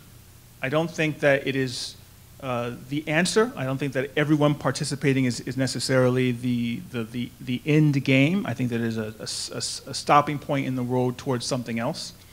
I think the name of his book is the Other Side of Freedom, I think is the name of the book. And I was very excited to hear him talk about the journey and then what comes after our recognition of the value of equity and what that looks like. Because after that is what's exciting to me, in fact. And I don't think a lot of people have a lot of vision about what that looks like. Once we've sort of all gotten to the table, everyone's kind of looking at each other, there's more or less equity and equality is there and in certain spaces where it needs to be. But what happens after that is where the real work begins. And so he said to me something that was very interesting, I think it's been echoed up here, and I said that, and my thought was, you know, I think white Americans, need to understand that the power with which they walk and function in America needs to change. And I think that change needs to mean that we need to start looking at very basic math, right? That there is, in the past, there has been an overabundance of power and economic stability among white Americans at the expense of everyone else. And to me, that's just very basic math. And how to solve that equation. But then he said to me something that was interesting that I didn't really think about, perhaps because of my militancy or because of my fervor and emotion around the issue. He said that, you know what, there's more than enough to go around. And that, in fact, it won't require necessarily a sacrifice on the part of white Americans, but a kind of attrition. And I think that's different. And I think that can manifest itself in boardrooms, in staff meetings. How it's actually executed, I think, is proprietary, perhaps. But I think that that sentiment is what's important, is that it sometimes require people who have something to say to not say anything at all, or to not show up when they were supposed to show up. But it will be something perhaps bold that will lead to something like that. But the thing that struck me was that it's not necessarily a zero-sum game here. That's not how it's functioning. That there's looking at things from a deficit approach is not necessarily the way that we need to look at it. And I think that there is another perhaps algebraic equation that I think can guide some of the choices. But I think that there is a rebalancing that needs to happen, and I think it's going to require very practical consideration on the part of every individual. Yeah, please. Yeah, I think I might have simplified the issue a little bit more than I would like, but I think one of the things, just taking consideration I've heard from other panelists, I think one of the other things is really to, as you tackle your specific issue that your nonprofit is really addressing, I would take the time to really examine where your relationships lie, why there are inequities in your specific issue area, and why they exist, and really doing your diligence and really looking at where and how do we get to this space? What are some of the historical inequities that have led us to this place where we need to look at this more clearly and more strategically, but also even just looking to the future. Like, our state is only growing more and more diverse. Almost half of the kids in our public school systems are kids of color. And depending on where you live in Oregon, like, this is something that organizations that are going to have a future need to come to terms with and really examine very closely. And take your time and build those relationships and really think about the intention that you are bringing to the table when you're thinking about DEI work with communities of color. This is great. It actually is bringing up a question that we had that's kind of putting all this together in some ways around boldness for strategic versus your personal whys and the role of white folks. And I'm noting our current social political climate. And it's been interesting working with, I noted the New Avenues for Youth executive director had to make made an interesting stand around a potential governor, a gubernatorial candidate who stood in opposition to sanctuary city legislation coming up. I remember thinking about with the Blazers, when we were working with the Blazers, what happens if Dame takes a knee? And where and how are we going to stand when the President of the United States tweets out, something about us? Or, and I'm just noting the ways in which the social political context is now creeping into our everyday, where and how we make a stand, what we make a stand, and hearing boards wrestle around with, are we an activist organization? If we make a stand, are we an activist organization? That's not our mission. Or do we have a right to do, are we supposed to do that? So when we think about bold, when we think about why, when we think about what it means to lead, the board's role, and all of this stuff, how does our current social political, when you think about our current social political context, and how does that inform how we're leading in this moment, or what leadership looks like within a DEI context in this moment?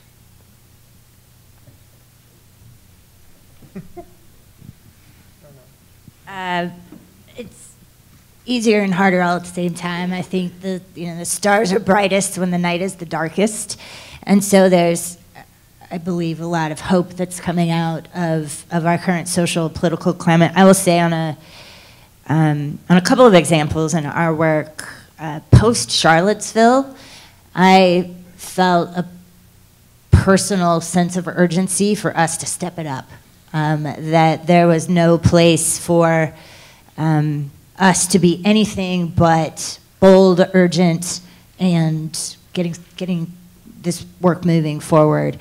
And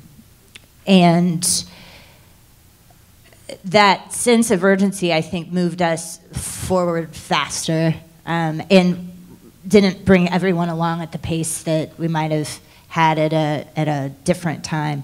I will say for kids today, and that's our work at Campfire, the number of incidents of bullying and the intensity of kids' lives that we have the honor of being connected to, the intensity of that has changed our work in that, because we focus on relationships, the kind of stories and the ways that kids are struggling, the way that is shared with our staff is heartbreaking. But we have to get better at not only surrounding those kids with love and resources and supports to be able to navigate that, but we also have to do that for our staff, because what we're seeing is this secondary trauma that's then moving on to our staff because they're taking on the intensity and the struggles that our kids are feeling. But incidents of self-harm, bullying, all of that has intensified significantly. I would say doubled or tripled in the last year alone.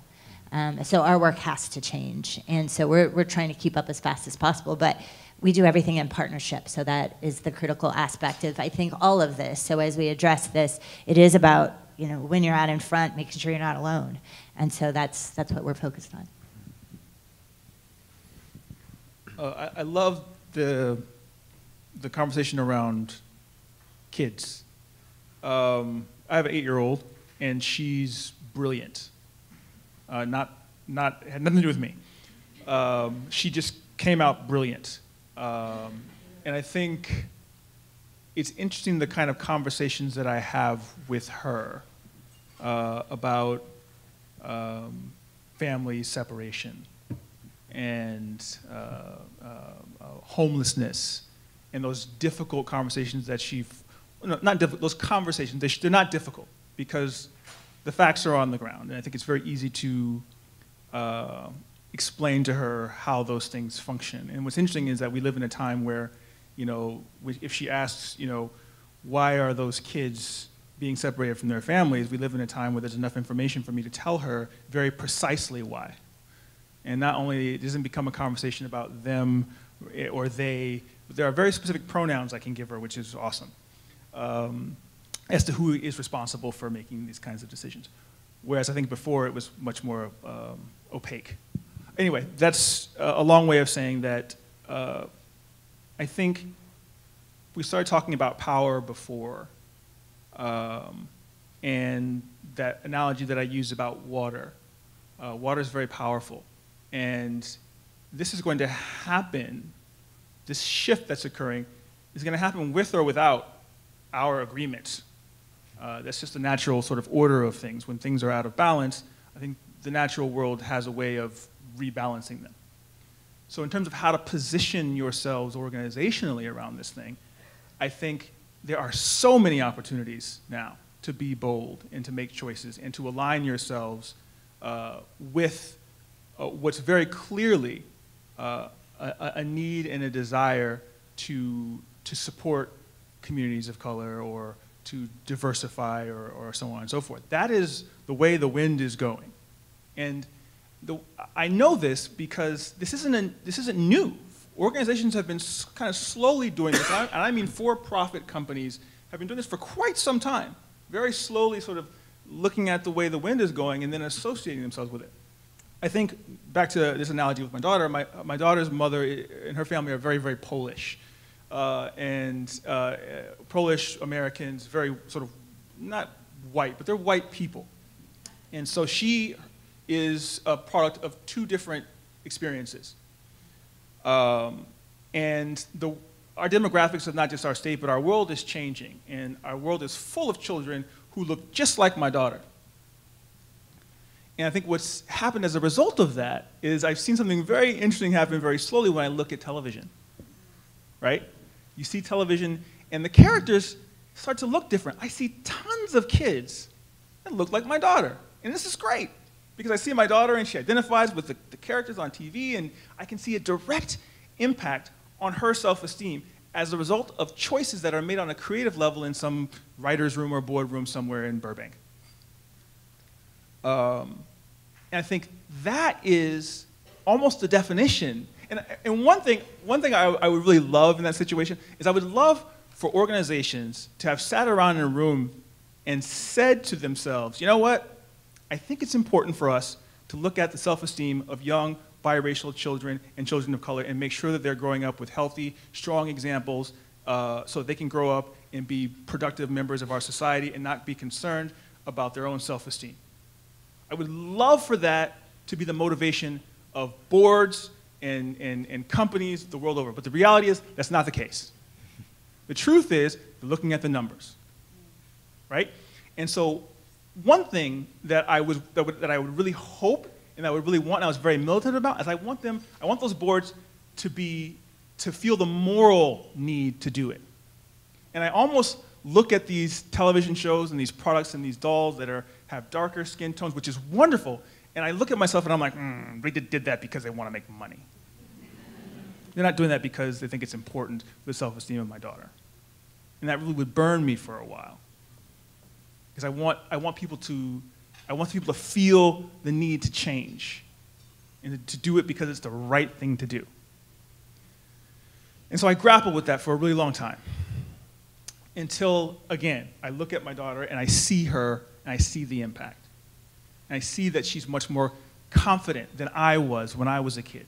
When I didn't see myself on television, or when I did, I would see it in a way and in a manner that was depicted that wasn't as dignified as it should be. So I think that's for me to deal with, but I think the reality is what I've come to understand, and this might be somewhat controversial, but I think it doesn't matter how it happens. It just has to happen. And then eventually, perhaps we'll begin to look back and see the value and then recognize the need to replicate that in the future. But it has to happen. And the reality is it's going to happen whether we like it or not. How we align ourselves to that change is what's most important. And I think if we want to benefit our organizations, if we want to benefit the companies, if we want to benefit our communities, we have to get on board. And again, I think getting on board, literally or figuratively, depending on how you want to look at it, getting on board, I'm not concerned that, I'm less concerned about how. I just want it to happen.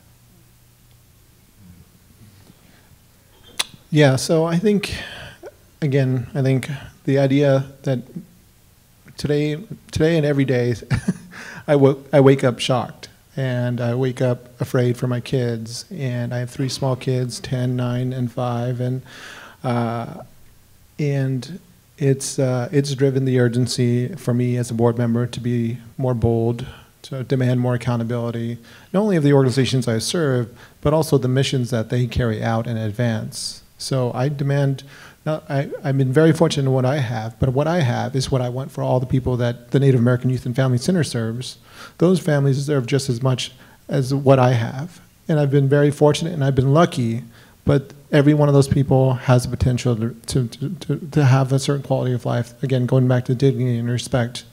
But I think when I think about this, like this current social political environment, it really makes me think back and frame this in a larger, sort of longer time frame. Like unfortunately had to go back to attend 2 funerals. 2 uncles had passed within a week of each other, which is not the best circumstances to go back and visit the Navajo Nation and my hometown. But it also gave me that time to sort of reflect and ask my mom very deep questions about our history and who we are as people and why we do certain things the way we do. But it's also important for me to realize that, like, my mom is named after my great-great-grandmother, who was one of the first few folks that came back to settle the land after the long walk to Fort Sumter. So this current social political environment has been kind of our normal for a very, very long time. The idea of isolation, the idea of exclusion, the idea that we don't have a place in society, don't have a place in the economic markets. It's been something that we've been struggling with.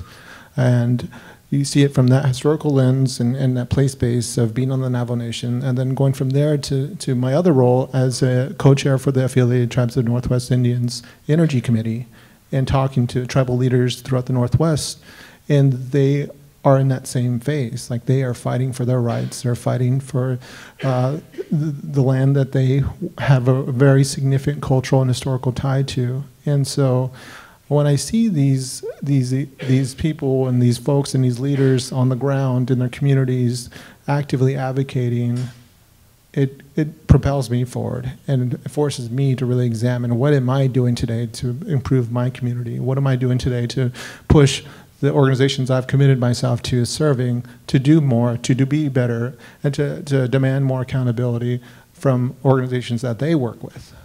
Because we can't do this alone. And I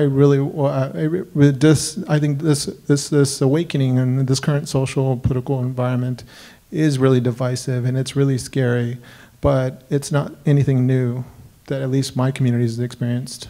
This is not something that, I think it's just the fact that I think more people are seeing, unfortunately, African Americans killed by police on cell phones. People are being awakened to the inequities that have always existed, and more people are demanding accountability for those inequities. How do we get this work done better? And again, I believe in those 4 R's, and the relationship piece really, really matters. I appreciate that. One final question, and then we're going to close here.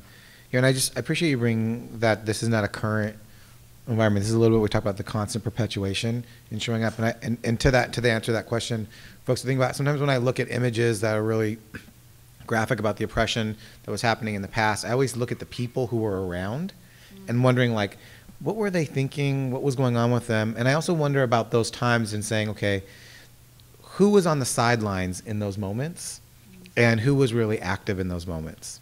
And I think if we think about that both in our past and then currently, right? Like, in this current social political environment, who's on the sidelines here, well-meaning, want to do stuff, but not really pushing, not being as bold as we need to be, not making the stands that we need to be making, and who isn't, who's in the game. And I just appreciate you just acknowledging, like, hey, this has just been an ongoing state.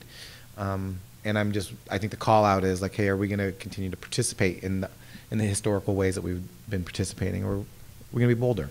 All right. A final question. We've been talking a lot about power today. If we think about inclusion, as we talked about earlier, as kind of a shift in power and having people who are experiencing disparities have voice in and central in shaping how we address those disparities. By nature, people don't give up power. If equity ultimately requires power to shift hands, how do you suggest we get board members and executives at nonprofits to give up some power? Say that question again? Just Yep. the first part in particular. By nature, people don't like to give up power. If equity ultimately requires power to shift hands, how do you suggest we get the board members and executives at nonprofits to give some up?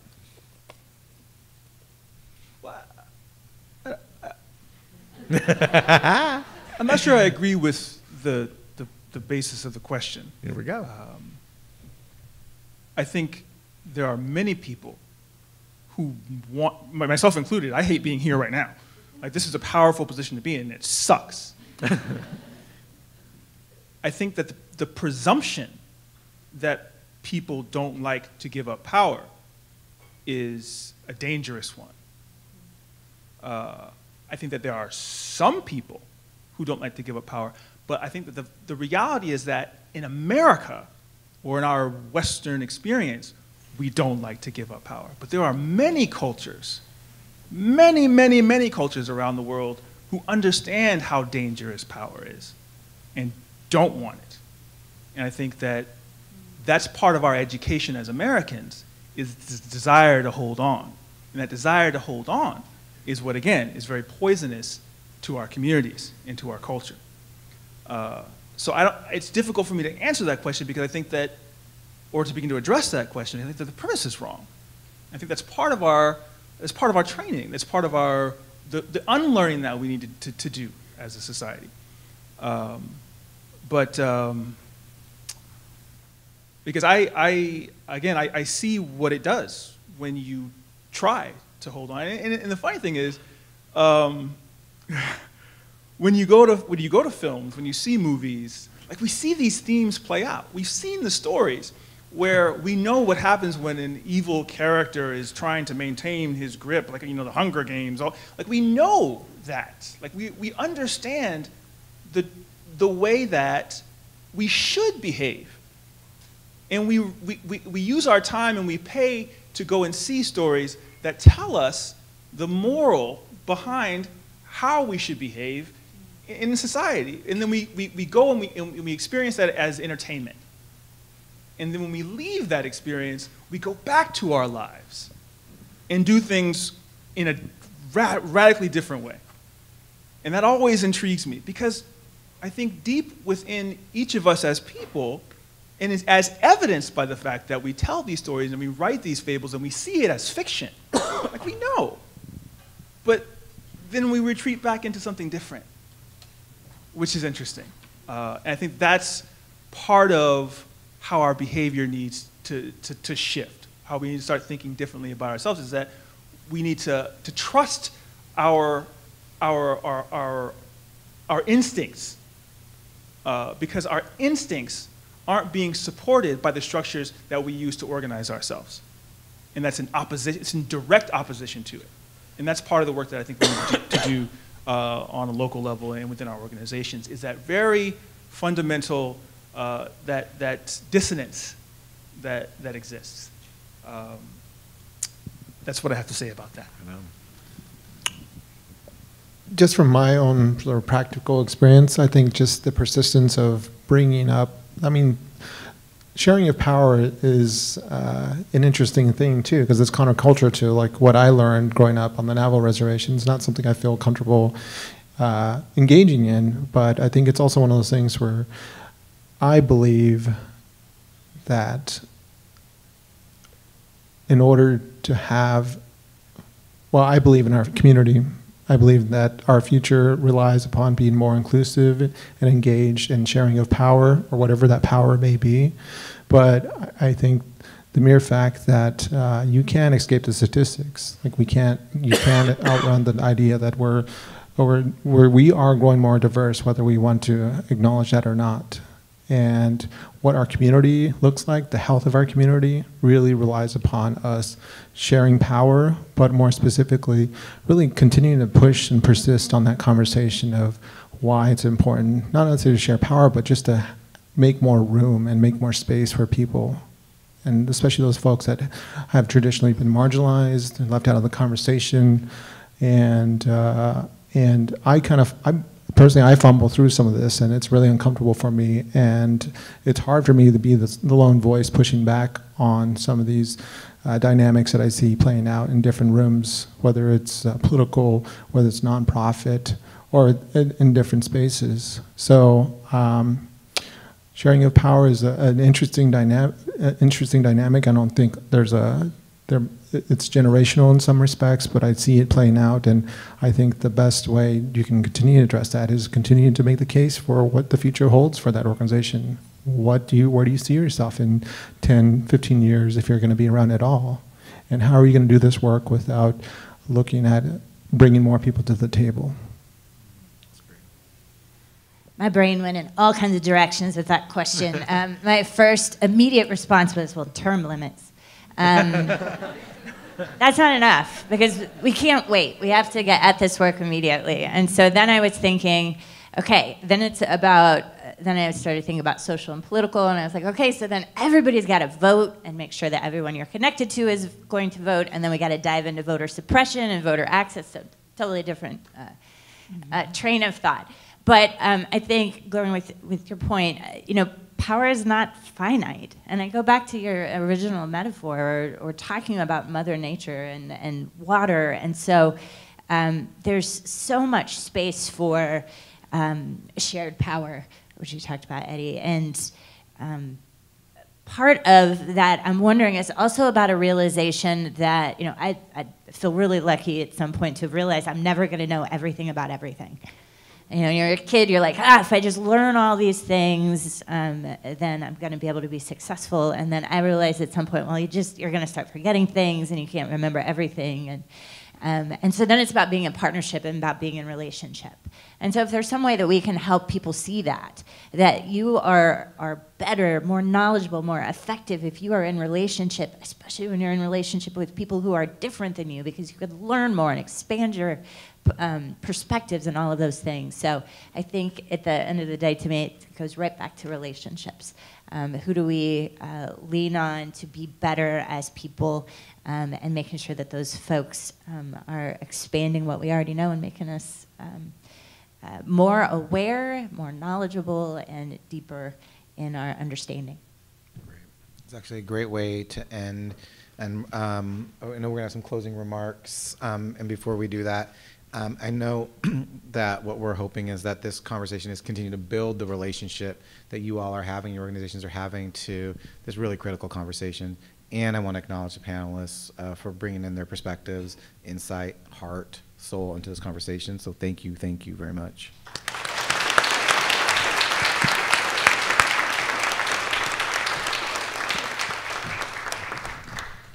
Thank you, Hanif, and thanks again big thanks to our panelists for a very thoughtful and engaging conversation today.